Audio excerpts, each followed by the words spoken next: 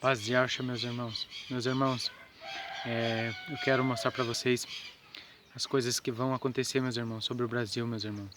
Meus irmãos, o deserto não é o Brasil, meus irmãos. E sim é a mulher, a igreja de Alcha que está sobre o Brasil, meus irmãos. Meus irmãos, não se admirem se o Lula ganhar, meus irmãos. Porque Satanás precisa implantar o reino dele, meus irmãos, no mundo todo. E se vocês perceberem, meus irmãos, só falta o Brasil agora para Satanás dominar, meus irmãos. Meus irmãos, e quero mostrar para vocês aqui o que diz em Mateus 25 e Lucas 21, meus irmãos. Meus irmãos, percebam já, meus irmãos, que já colocaram até satélite na Amazônia, meus irmãos. Isso é para perseguir os cristãos, o povo do Paial e de Alcha, meus irmãos, que está sobre o Brasil, meus irmãos. Meus irmãos, eu quero ler o que diz em Mateus 25 aqui para vocês, meus irmãos.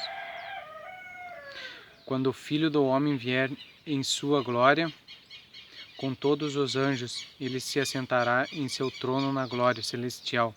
Todas as nações serão reunidas diante dele, e ele separará uma das outras, como um pastor separa as ovelhas dos bodes, e colocará as ovelhas à sua direita e os bodes à sua esquerda, meus irmãos.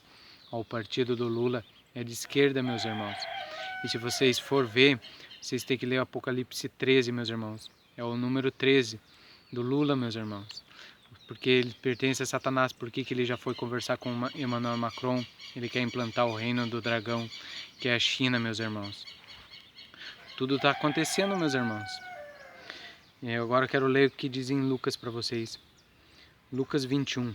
Quando ouvires falar de guerras e revoluções, não tenha medo. É necessário que primeiro aconteça essas coisas. Mas o fim não virá logo, meus irmãos.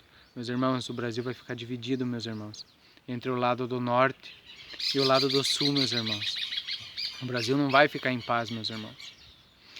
Isso que eu tenho para mostrar para vocês, que são a igreja de Alcha, meus irmãos, que está sobre o Brasil, meus irmãos, que é a mulher de Apocalipse 12, meus irmãos. Eu quero deixar vocês na graça e na paz do Paial, meus irmãos. Em breve estaremos sobre o Monte Sião, louvando e festejando com o Paial, meus irmãos.